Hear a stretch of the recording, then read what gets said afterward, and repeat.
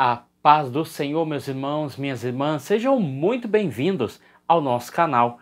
É tempo de ensinar EBD, um canal exclusivo para os amantes da Escola Bíblica Dominical. Você aí já me conhece, eu sou Adriano Ricobelo, sou presbítero da Assembleia de Deus aqui da Cidade Franca, interior de São Paulo. Também sou professor da Escola Bíblica Dominical, ministro aulas também no CAPED, que é o Centro de Aperfeiçoamento Pedagógico da Escola Dominical. E hoje nós iremos estudar uma lição muito importante, muito proveitosa, que vai ser tratada na lição de número 10. Ela tem como título Desenvolvendo uma Consciência de Santidade.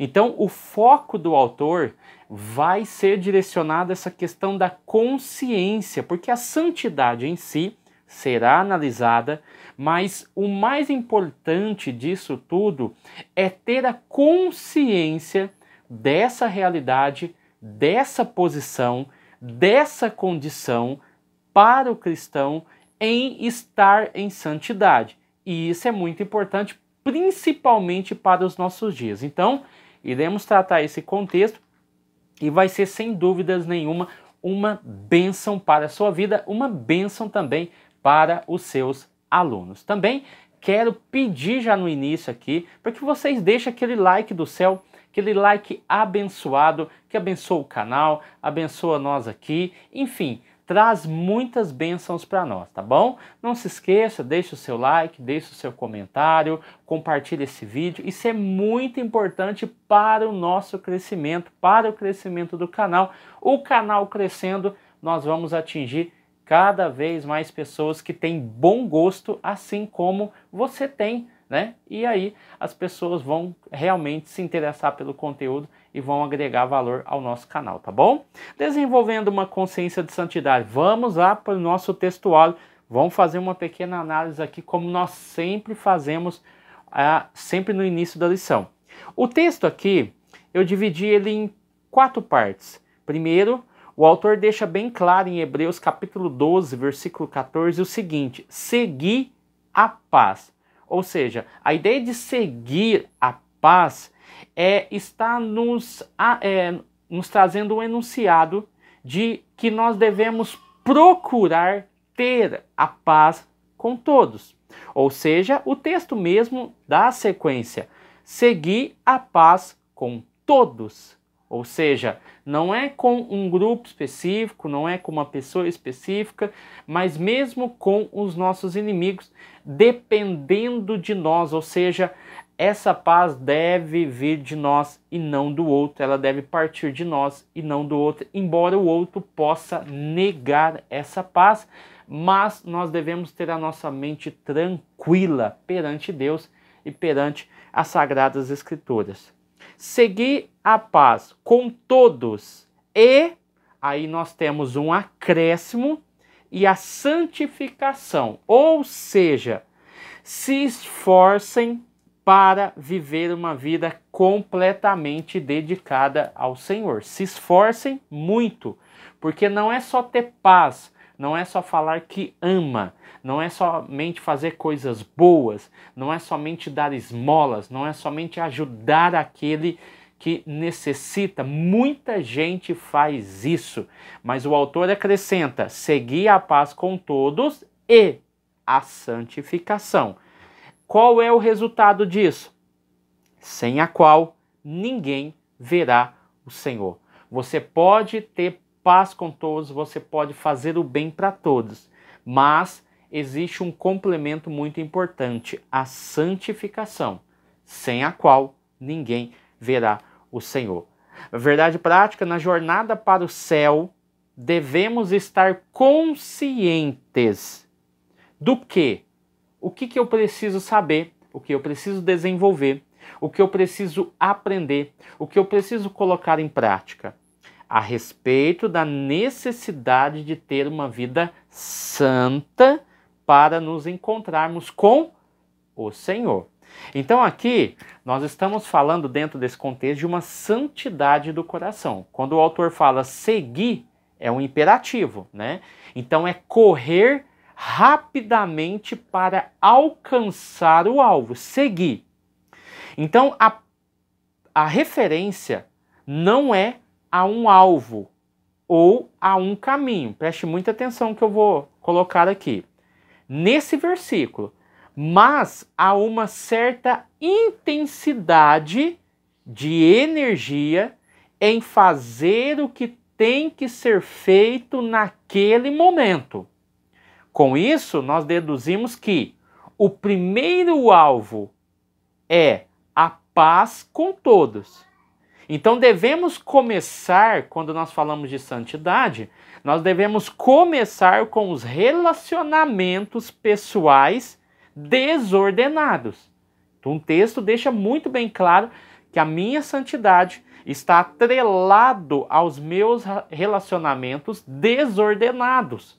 E com isso, eu estou querendo dizer e concluir que é uma busca por um estado de reconciliação, onde relações pacíficas foram rompidas de maneira pecaminosa. E com isso, e manter esse estado de paz interior que faz parte da justiça. Então eu estou falando de relacionamentos que foram dissolvidos, foram afastados por causa da maneira, foram rompidas por causa das maneiras pecaminosas que nós tínhamos, mas agora revestidos, agora transformados, nós devemos seguir a paz com todos, evitar os conflitos, evitarem as guerras, porque isso tem a ver com o nosso estado de separação. Os irmãos compreenderam? Pode dizer um amém aí, tá bom? Isso vai te auxiliar muito. Aqui em 1 Pedro, capítulo 1, do 13 ao 21, versículo 13 ao 21, se você pegar aqui o contexto, você vai analisar muito bem que do versículo 13 ao versículo 17, vai falar justamente aqui dessa preparação desses filhos obedientes, tá bom? Ao qual foram chamados pelo Senhor para serem santos e tudo mais. Então nós vamos entender e compreender que do versículo 13 ao versículo 17 mostra a condição anterior e atual do ser humano. Então aqui, nesses poucos versículos, eu tenho uma divisão muito clara. Versículo 13 ao versículo 17, eu tenho aqui a condição anterior e atual do ser humano.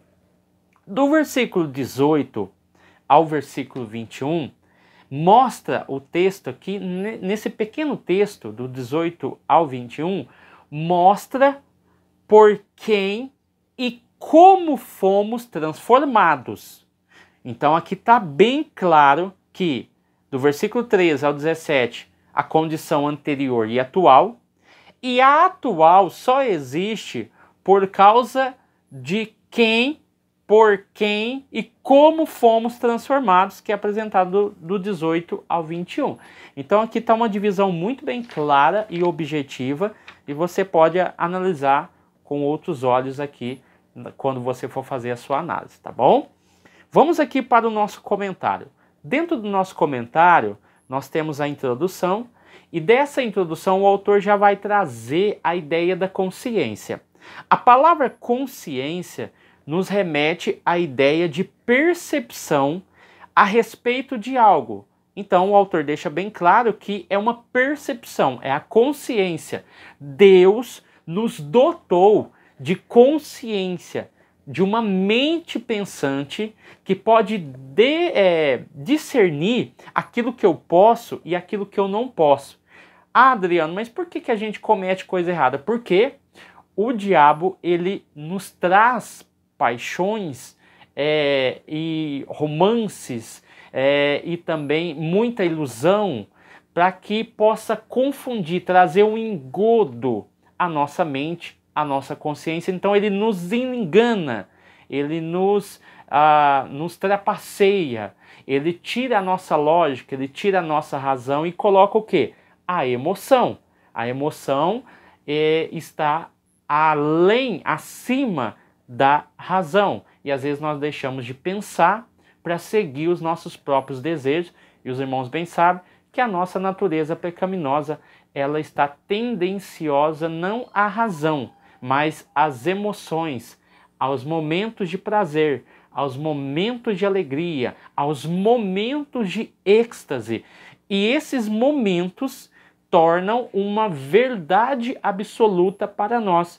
E nós esquecemos-se da razão, da nossa consciência, que nos mostra que nós não devemos praticar aquilo. Tanto é que a Bíblia é bem clara que a nossa consciência quer acusando e quer absolvendo nós. Por quê? Porque ela tem esse poder, foi Deus que nos deu.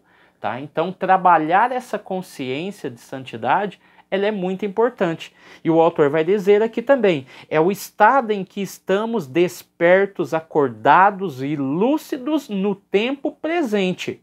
Então nós sabemos que nós existimos. A nossa consciência nos mostra, peraí, eu estou nessa terra. Quem me criou? Quem me formou? Qual é o meu propósito? Quando a palavra de Deus ela é revelada, a minha consciência se abre e diz, ok, eu fui criado.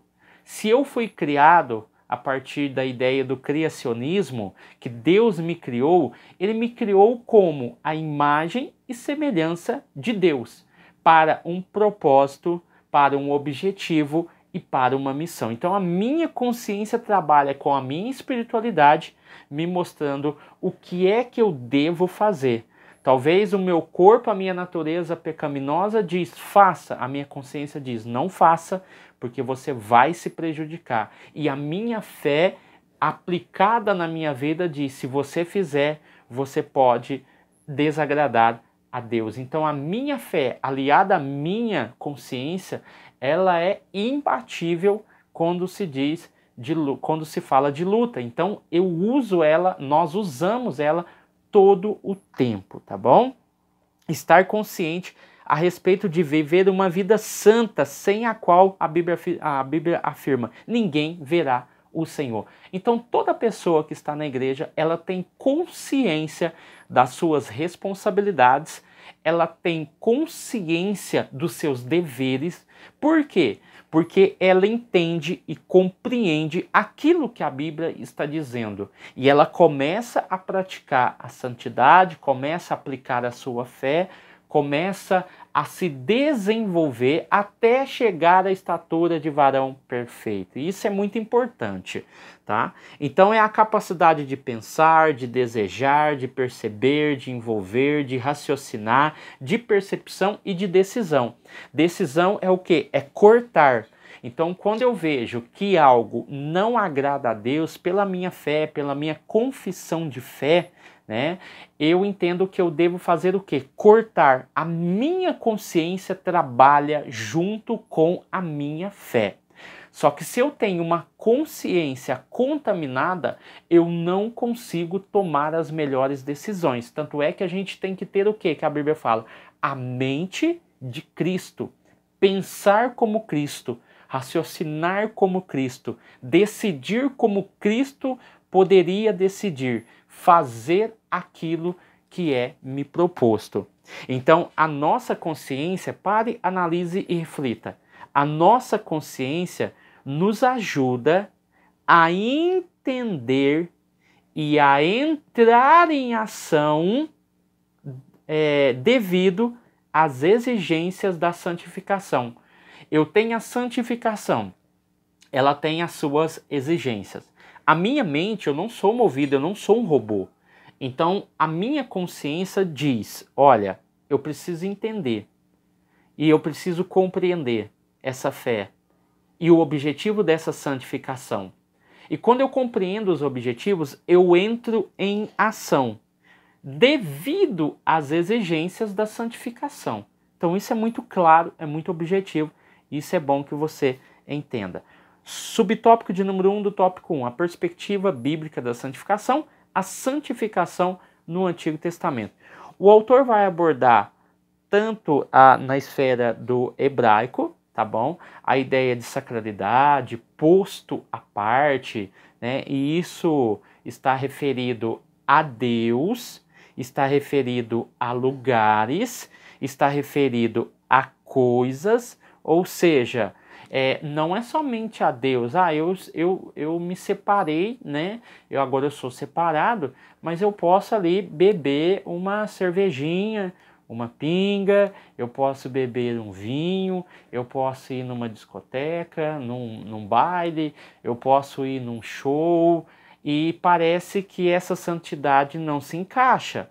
Porque se eu me dedico a Deus, eu também preciso me separar das coisas. Não é só separar no ato litúrgico. Eu sou isso, eu sou obreiro, eu sou pastor, eu faço isso, faço aquilo. Eu também preciso me separar daquilo que o mundo oferece. Não é só uma separação para Deus. Eu vou na igreja, eu faço isso, eu faço aquilo. Eu preciso me separar de lugares ou coisas. Eu devo deixar isso à parte, tá bom?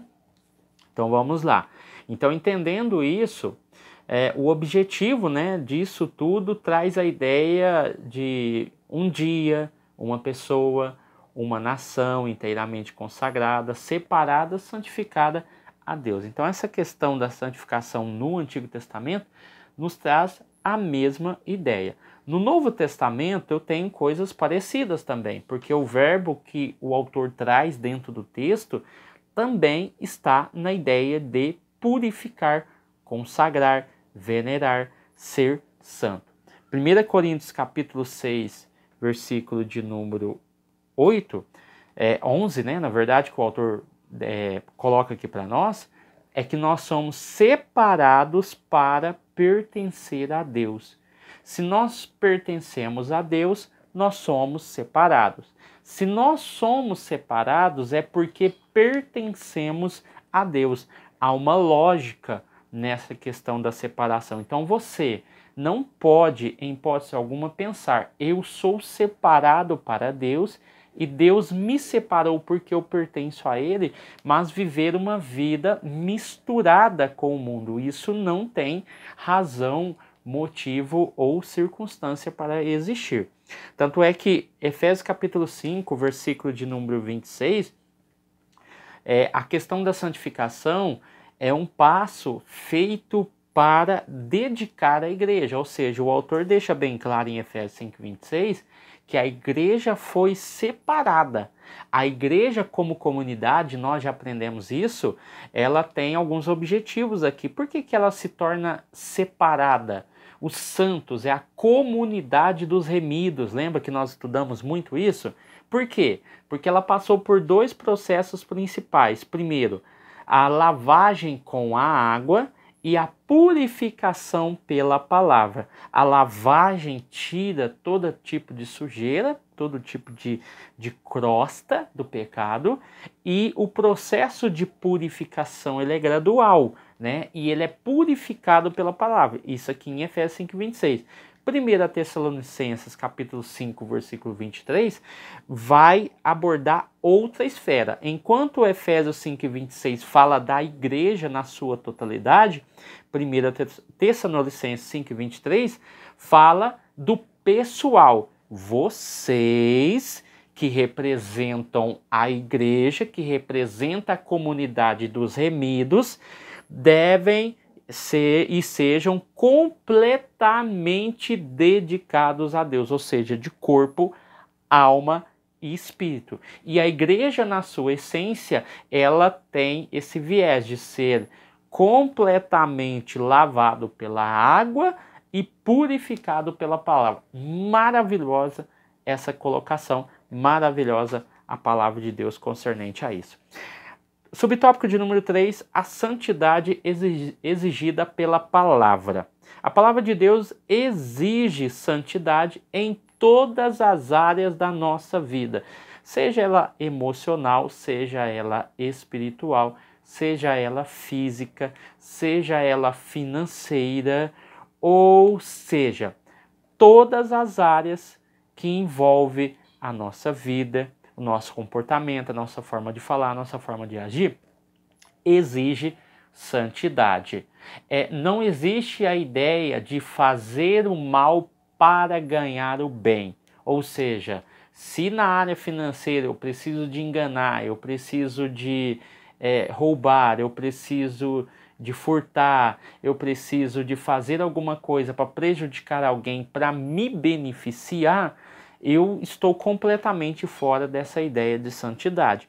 1 Pedro 1,15 vai dizer, mas assim como Deus é santo, ou seja, Deus se torna a nossa referência, não é nenhum homem, não é nenhum pregador, não é nenhum pastor, não é nenhuma pastora, não é nenhuma pessoa que você considere ser o seu líder espiritual que é a sua referência.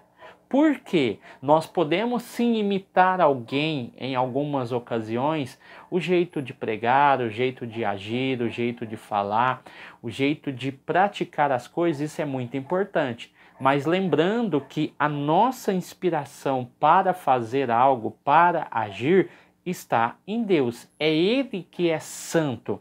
E se Ele é santo, assim como é santo aquele que vos chamou, sejam santos vocês também na vossa maneira de viver. Então, se pega o padrão humano, cada um tem uma forma de agir, cada um tem uma forma de pensar, cada um tem uma forma de expor o seu pensamento, a sua fala, as suas ações.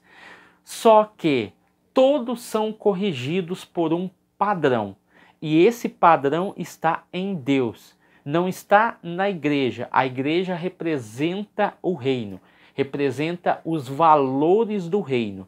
Mas quem é que dentro da igreja coloca os valores em prática? É você, é eu, somos nós.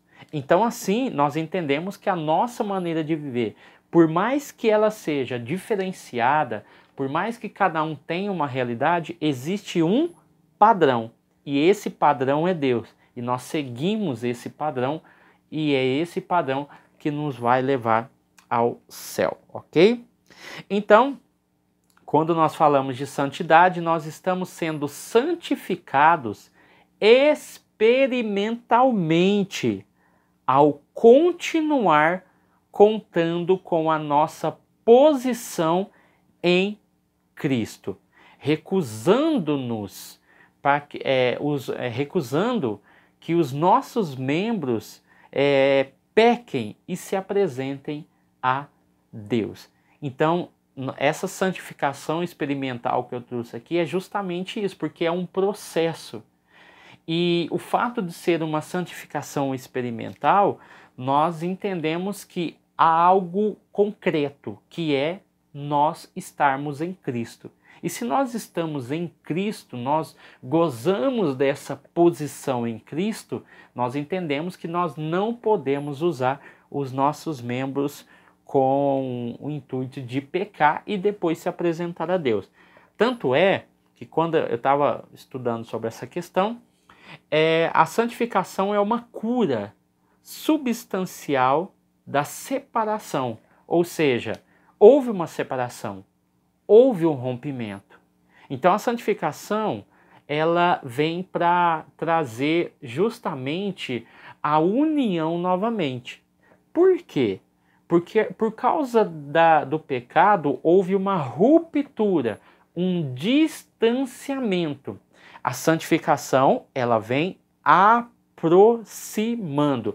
Por isso que eu usei o termo que ela é uma cura substancial.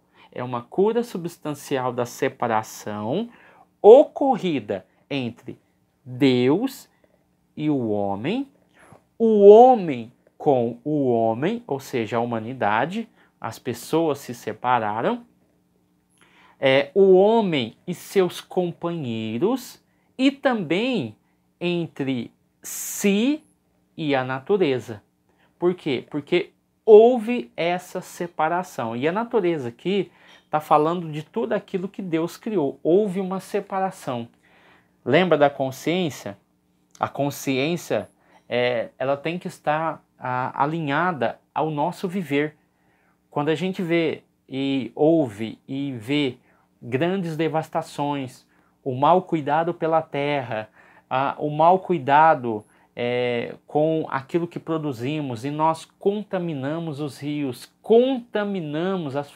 acabamos com as florestas, acabamos com os animais. Isso tudo é causa do pecado, da falta de consciência da santidade. Muita gente não para analisar isso, que a consciência e a santidade elas estão ligadas, e a consciência de cuidar.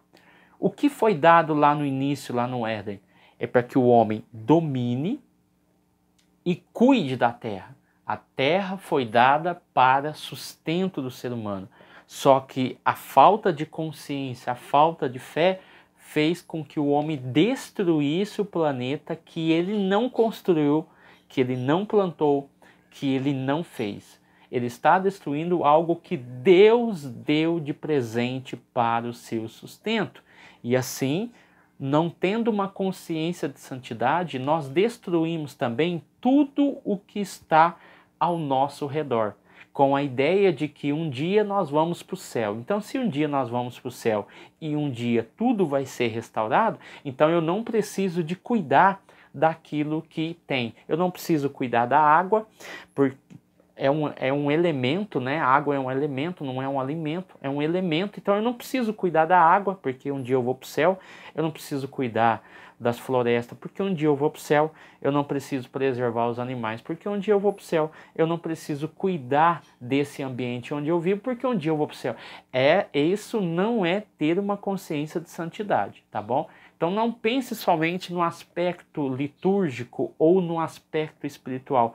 Pense também no aspecto social, que todas as mazelas, todas as destruições que existem no mundo são causadas por pessoas egoístas, por grupos egoístas, por países egoístas que destroem, desmatam, queimam e acabam com a criação do próprio Deus. Então, que nós tenhamos essa consciência aí.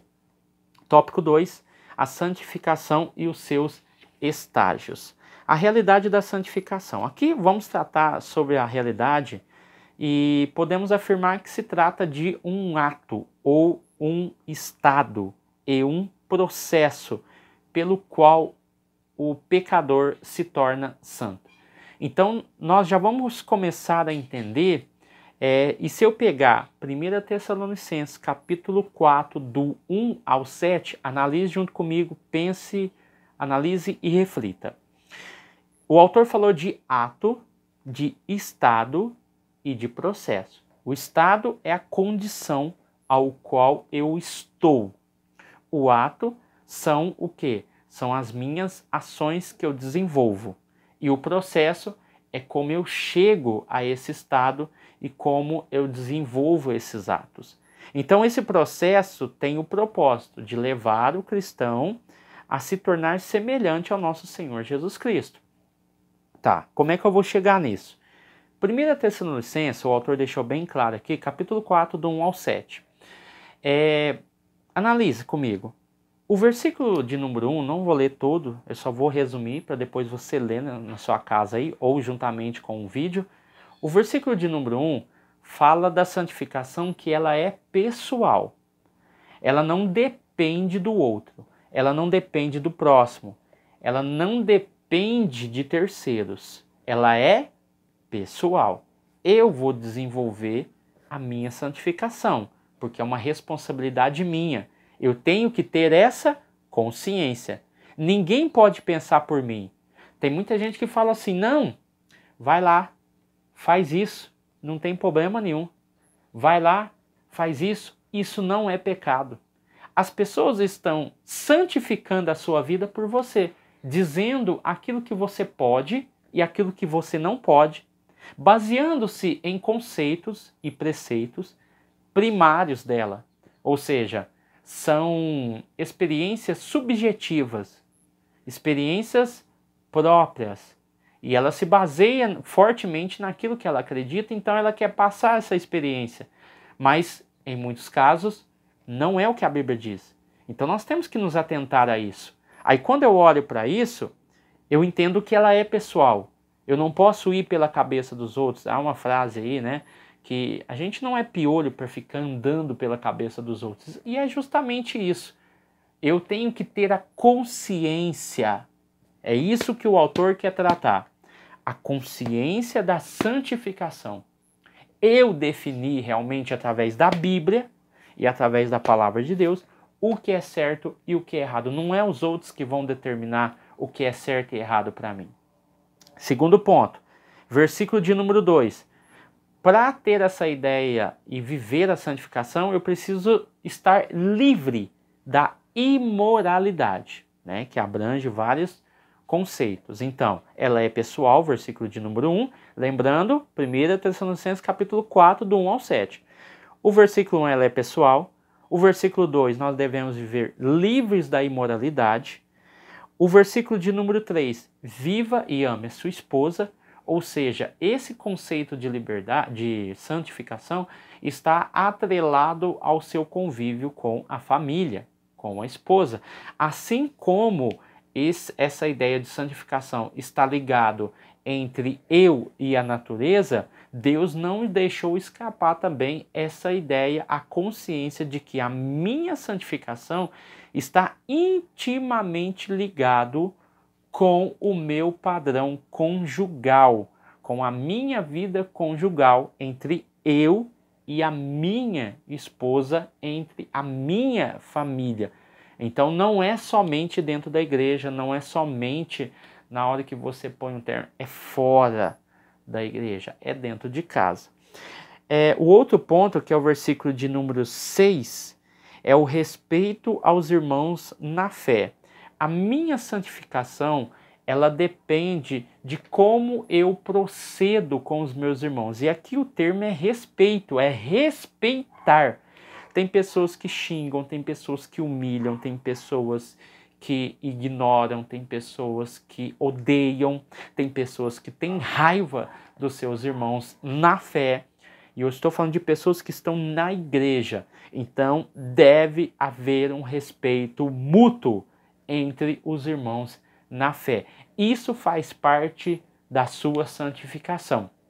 Então, não pense que Deus não está vendo. Não pense que santificação é um ato de você orar várias horas ou de você jejuar, fazer jejuns intermitentes, jejuns progressivos, ou seja, que isso vai te trazer um ar de santidade ou um estado de santidade. Você vive brigando com o seu irmão, vive brigando com a sua irmã na fé, vive brigando dentro de casa, então isso está atrelado intimamente com a sua santidade. E o versículo de número 11 é o mais interessante. Viver do próprio trabalho. Tem cristão que não gosta de trabalhar. Tem cristão que odeia o trabalho. Tem cristão que não arruma serviço e fica dentro de casa. O texto está deixando muito bem claro que a minha santidade tem a ver com o meu trabalho. E não é o estar no trabalho, não é o viver o trabalho, não é estar com colegas de trabalho. O texto não está falando isso nesse momento, o texto está falando que é viver do próprio trabalho. Tem muitos cristãos que não gostam de trabalhar. Tem cristãos que a esposa trabalha e o marido não trabalha. Ou vice-versa, não querem exercer uma atividade para trazer um sustento, trazer um bem-estar, vivem sofrendo por causa disso, e isso não é santidade. Isso está atrelado à nossa santidade. Então tome muito cuidado. Tem pessoas que ficam doidas para aposentar, eu já disse isso aqui. Tem pessoas que têm algum probleminha, em vez de pedir a cura para Jesus, ele quer pedir aposentadoria para não trabalhar. São pessoas que às vezes vivem às custas dos outros. Vivem de doações. Por quê? Porque está passando por um momento difícil, às vezes um estado de doença, às vezes um acidente. Não, não é por causa disso. São exceções. A igreja procura ajudar, tanto é que a Bíblia fala: comunicai-vos os santos nas vossas necessidades. Mas tem muita gente que vive aproveitando da igreja, aproveitando da cesta básica que a igreja oferece, de uma ajuda que a igreja oferece, e não procura um trabalho, não procura se desenvolver e vive uma vida totalmente dependente da família, dos amigos, do irmão, da mãe, do pai, e isso não representa santidade. Então tome muito cuidado. Às vezes quando a gente vai analisar a Bíblia, ela nos pega de surpresa com algumas questões, inclusive essa. Vamos lá. Aqui, o subtópico de número 2, porque nós estamos no tópico 2, vai falar sobre 3 estágios da santificação. A santificação do crente vai se iniciar com o novo nascimento, tá? E nós temos aqui a questão da santificação inicial, que ela é posicional, do segundo estágio, ou segundo lugar, que é a progressiva, e a terceira, que é o terceiro estágio, é a glorificação. Então nós temos inicial, progressiva e final, ou glorificação, é a mesma coisa. Então nós passamos por etapas. Então o início de tudo é o novo nascimento. É aquele que está em Cristo, nova criatura é. Então assim nós podemos definir que, eu até coloquei aqui, a experimental, né, que é essa santificação experimental que nós estamos vivendo, ela tem a ideia de progredir, ou seja, rumo à perfeição. Então são os estágios que nós vamos passando, né? E no caso da santificação posicional, nós estamos falando da justificação. Posicional, justificação. Na verdade, nós estamos falando do quê? Da aceitação de Cristo, ou seja, Deus imputa a própria justiça, né? Imputa a própria justiça de Cristo, na verdade, né?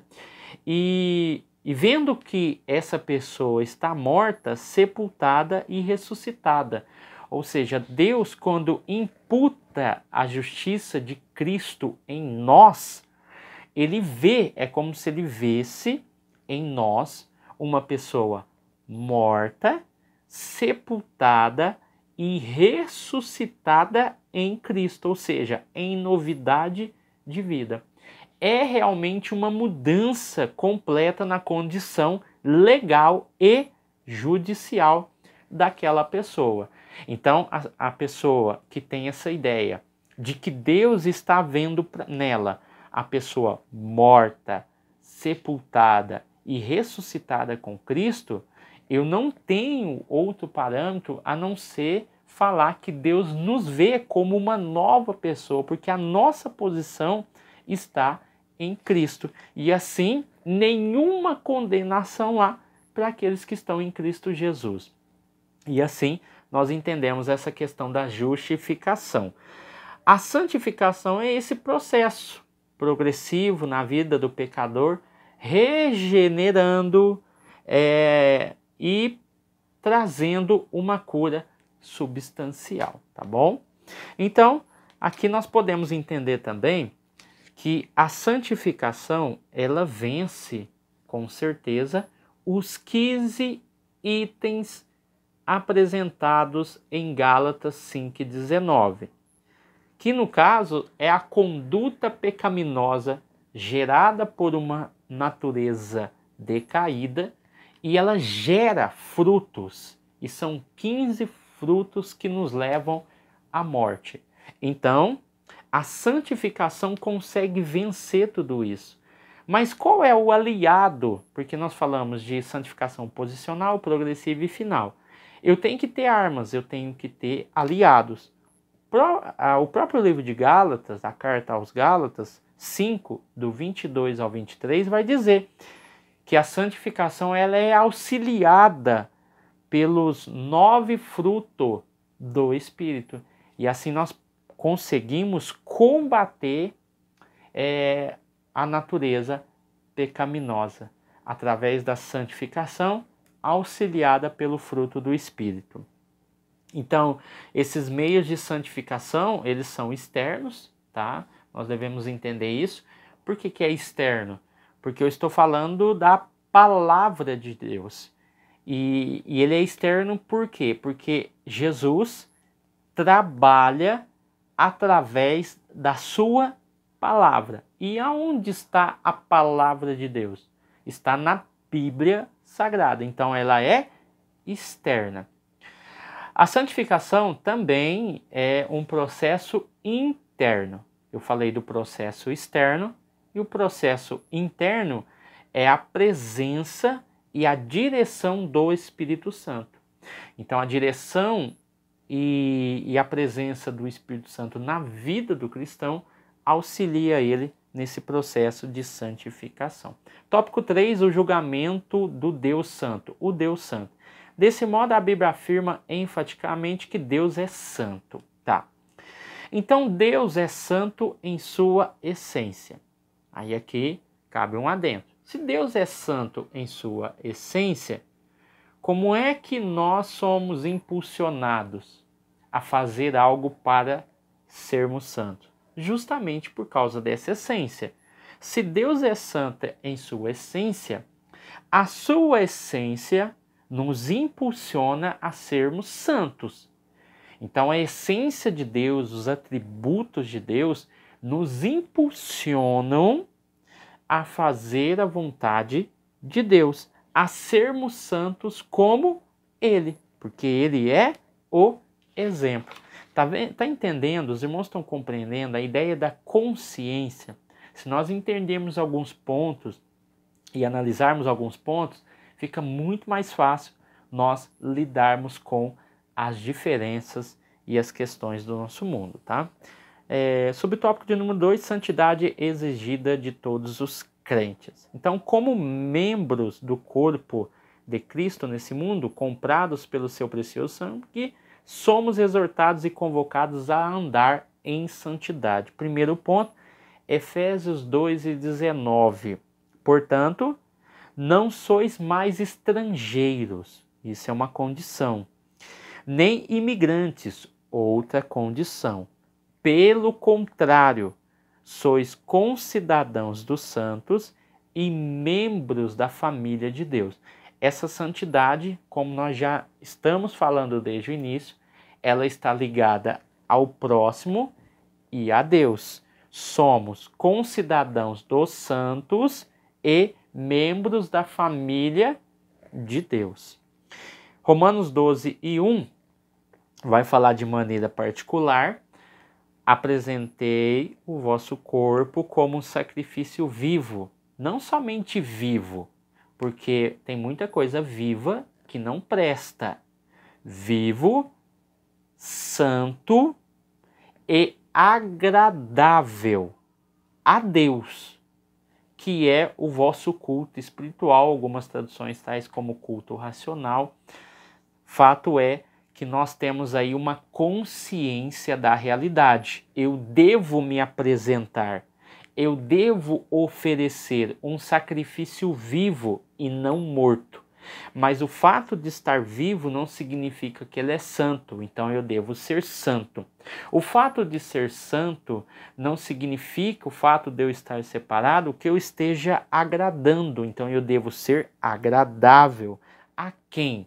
A Deus e não ao próximo, e não à igreja. A igreja nos dá as pré-condições. Quem dá a condição de ser santo é o próprio Cristo. Então nós temos que entender isso. Subtópico de número 3, santidade e justiça de Deus. Aqui, a justiça de Deus está atrelada à maneira de perceber, à maneira de avaliar o que é direito e o que é justo. Então a santidade e a justiça são atributos divinos que se relacionam, tá? Então, a justiça dele aponta para a sua retidão, para a harmonia de sua justiça com a lei. Ele é santo, reto, justo e verdadeiro. Assim, alinhamos a nossa ideia de justiça com santidade, a percepção, a consciência. Através daquilo que eu sou, daquilo que me tornei, eu também posso agir com justiça, porque essa é a vontade de Deus. Amém, meus irmãos? Que Deus abençoe você, sua casa e sua família. Ficamos aqui com o final dessa lição, mas espero que você aproveite mais desse conteúdo. Qualquer coisa, estou à disposição. Meu WhatsApp está na descrição do vídeo. Então, se você precisa de nós para um evento, para um congresso, para uma escola bíblica, enfim, entre em contato conosco, teremos o maior prazer de atender vocês, amém? Deus abençoe você, sua casa, sua família, fique com Deus e até o próximo vídeo, em nome de Jesus.